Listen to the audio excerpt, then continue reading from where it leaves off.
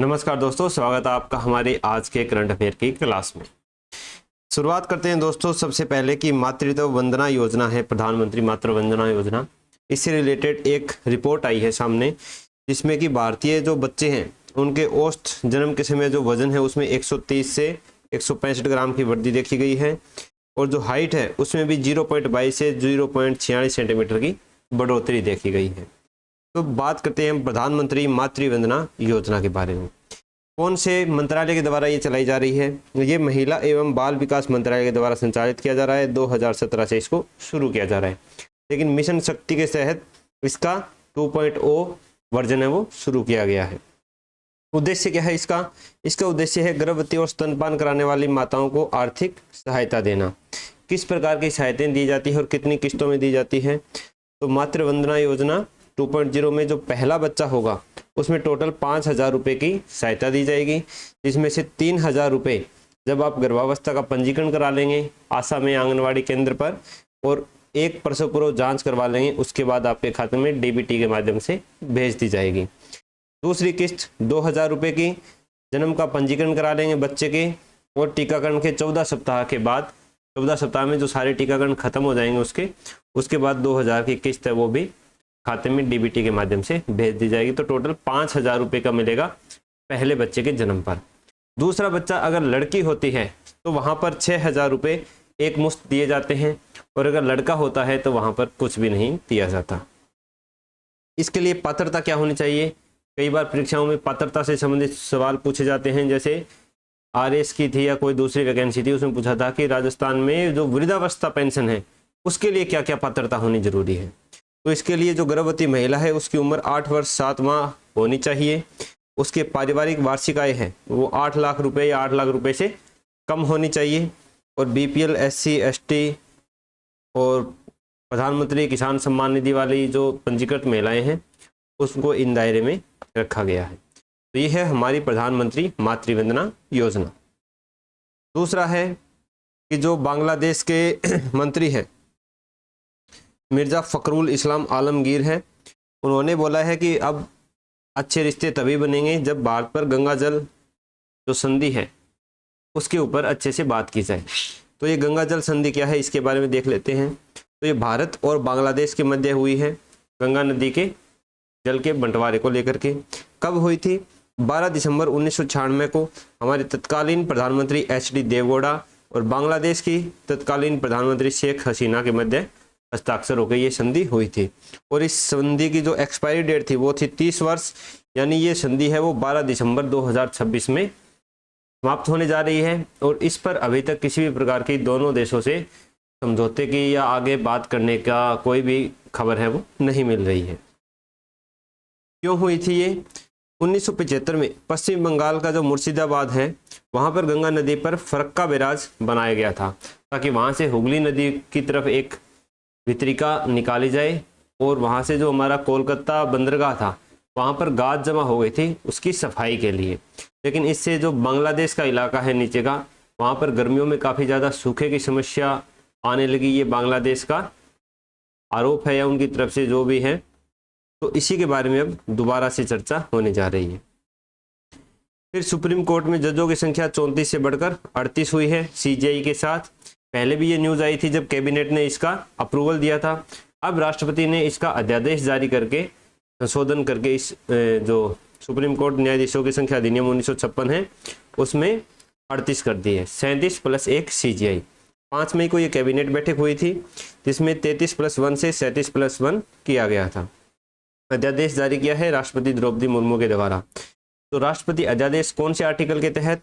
Article 123 के तहत। कब किया जाता है? जब संसद सत्र में ना हो या तत्कालीन आवश्यकता हो, और ये वैसा ही प्रभाव रखता है जैसा संसद के द्वारा कोई अधिनियम पारित किया जाता है।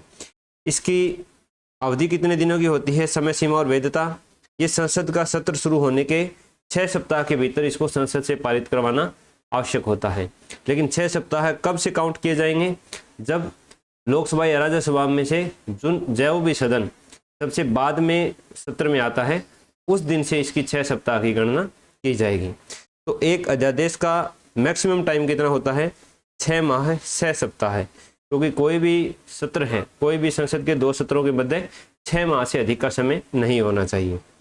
लेकिन अध्यादेश के द्वारा कोई भी संविधान संशोधन है वो नहीं किया जा सकता, केवल उन्हीं अधिनियमों में संशोधन किया जा सकता है जिन पर संसद को कानून बनाने का अधिकार है। मूल संविधान में बात करें न्यायाधीशों की, तो जब हमारा संविधान लागू हुआ था तो उस समय 1 मुख्य न्यायाधीश और 7 अन्य न्यायाधीशों की व्यवस्था थी, और उसमें था कि संसद कानून बना करके न्यायाधीशों की संख्या वो निर्धारित कर सकती है। इसीलिए सर्वोच्च न्यायालय न्यायाधीशों की संख्या अधिनियम 1956 है वो पारित किया गया था। 2019 में ये 33+1 था और 2026 में 33+1 हो गए हैं। अब ये एक एडिटोरियल आया है कि हॉर्मुज संकट से वैश्विक अर्थव्यवस्था पर बढ़ता दबाव, क्योंकि सप्लाई चेन है वो पूरी तरह बाधित हो चुकी है।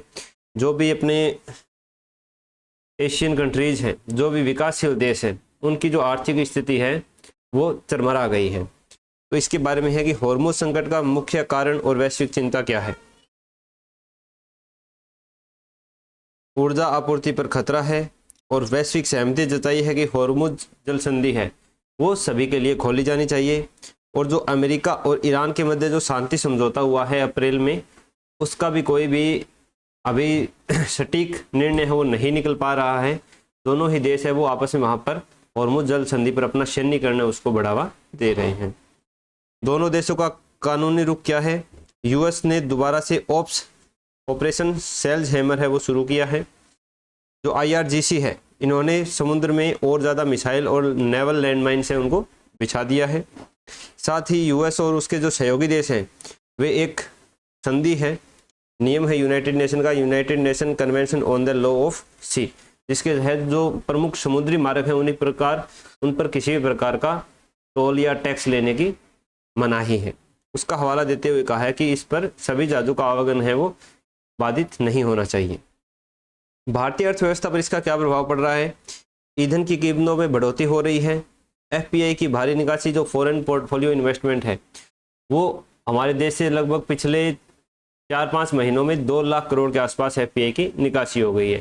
केवल अप्रैल में 27,000 करोड़ की निकासी हुई थी। वो इन्वेस्टर है जो हैं वो भारतीय अर्थव्यवस्था में अब निवेश है वो अच्छा नहीं मान रहे हैं। यूएस की तरफ दूसरी जो यूरोपियन कंट्री है उनमें निवेश करने की दौड़ मची हुई है। रुपया है वो रिकॉर्ड निचले स्तर पर पहुंच गया है, 96 रुपये प्रति डॉलर से नीचे आ गए हैं। और प्रधानमंत्री मोदी ने ईंधन अनुशासन का जो आह्वान किया है, सोना नए खरीदने का आह्वान किया है, उससे ये दर्शाता है कि हमारी जो आर्थिक स्थिति है, जो अपना फॉरेक्स है वो लगातार कम होता जा रहा है। संकट से निपटने के लिए सुझाव क्या है कि हमें टैक्स रिफॉर्म करने चाहिए। टैक्स रिफॉर्म किसमें, जो निवेशक हैं उनके लिए जो टैक्स लगते हैं उनमें रिफॉर्म करने चाहिए। जैसे LTCG है वो 12.5% है। LTCG मतलब लॉन्ग टर्म कैपिटल गेन, यानी कोई भी निवेशक है वो FPI के जरिए या जो भारतीय के भी निवेशक हैं वो जो भारतीय शेयर बाजार में निवेश करते हैं तो लॉन्ग टर्म यानी 12 महीने, 1 साल से ज़्यादा का कोई निवेश है, उस पर अगर कोई लाभ अर्जित करता है तो शुरू के 1 लाख सवा लाख पर तो टैक्स की छूट है, लेकिन उसके बाद वो 12.5% है। तो इसको कम करना चाहिए ताकि टैक्स में छूट देंगे तो भी निवेशकों को हम अपनी तरफ आकर्षित कर पाएंगे। फिर है शॉर्ट टर्म कैपिटल गेन, अगर निवेश 1 साल से कम का है तो उस पर 20% टैक्स है, इसको भी कम करना चाहिए। फिर लाभांश, उस पर है विद होल्डिंग टैक्स 20%। लाभांश क्या होता है कि जब हम किसी कंपनी के शेयर खरीदते हैं और वो कंपनी मुनाफा कमाती है तो हमें उस मुनाफे का एक छोटा सा हिस्सा है वो लाभांश के रूप में, डिविडेंड के रूप में देती है।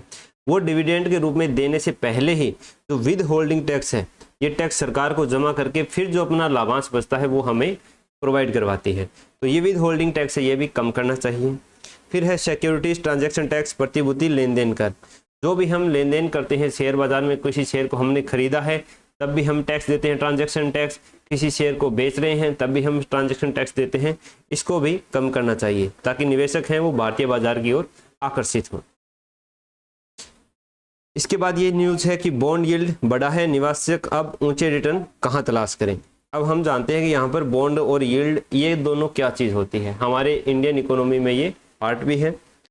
तो कोई भी कंपनी है वो 2 प्रकार से बाजार से धन जुटाती है, एक अपने शेयर जारी करके और दूसरा अपना बॉन्ड जारी करके। जब कंपनी शेयर जारी करती है तो शेयर खरीदने वाले का स्वामित्व हो जाता है कंपनी में, हम उतने प्रतिशत के हिस्सेदार होते हैं, तभी अपने को क्या मिलता है, डिविडेंड मिलता है, लाभांश हमें दिया जाता है।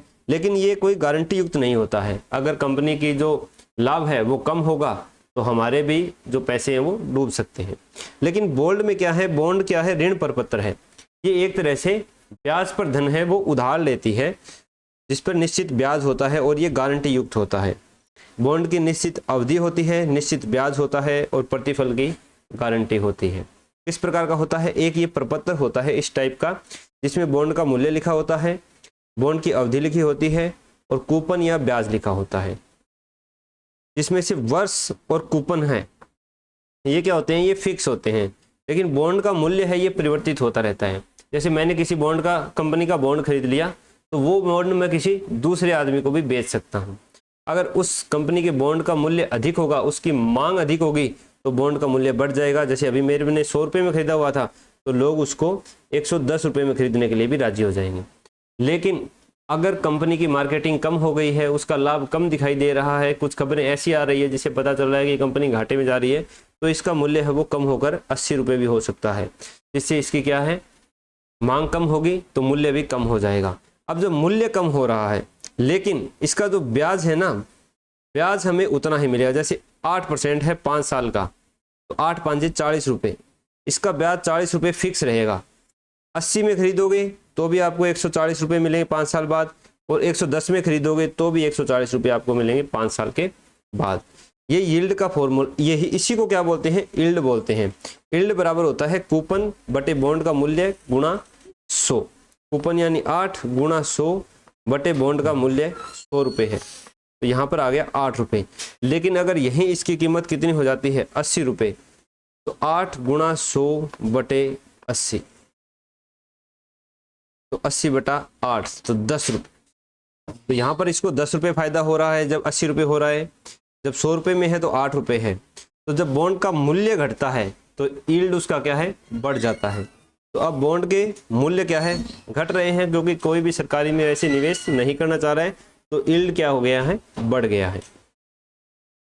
फिर है कांगो युगांडा है, उसमें एक इबोला वायरस है जिसका वेरिएंट है बुंडीबुग्यो, इसका पता चला है, जिसके कारण WHO ने ग्लोबल हेल्थ इमरजेंसी है वो डिक्लेयर की है। लेकिन इसमें बताया कि किसी प्रकार का कोरोना वाली स्थिति नहीं है, तो प्रतिबंध लगाने की, आपस में आवाजाही की कोई भी प्रतिबंध लगाने की जरूरत नहीं है। कहाँ से मिला है ये कोंगो के इतुरी प्रांत से पता चला है। तो ये थे हमारे आज के करंट अफेयर्स। अगर आपको अच्छे लग रहे हो तो हमें कमेंट बॉक्स में ज़रूर अपने बताना सुझाव। अगर आप नए हो तो हमारे चैनल को सब्सक्राइब कर लेना, बेल वाला आइकन दबा लेना। इसकी PDF मैं अपने टेलीग्राम चैनल में डाल दूंगा, जिसका लिंक मैंने नीचे डिस्क्रिप्शन में दे दिया है। इसके अलावा और भी बहुत सारे करंट अफेयर्स हैं जो मैं दिन में कई बार मेरे टेलीग्राम चैनल पर डालता रहता हूँ। कुछ एडिटोरियल्स ऐसे हैं जिनका मैं यहाँ पर पूरी तरह से विश्लेषण नहीं बता पाता, तो वो भी मैं वहाँ पर लिख कर डाल देता हूँ, तो आप उसे भी चेकआउट कर सकते हो। सारी चीज़ें आपके RS प्री और मेंस दोनों के लिए फ़ायदेमंद रहेगी। अगर आपको चैनल अच्छा लगे तो अपने दोस्तों को शेयर ज़रूर कर देना। अपने जो भी ग्रुप हैं, व्हाट्सएप ग्रुप है, टेलीग्राम ग्रुप है, उसमें शेयर करना ताकि हमें भी सपोर्ट मिले। मिलते हैं दोस्तों कल नेक्स्ट वीडियो में।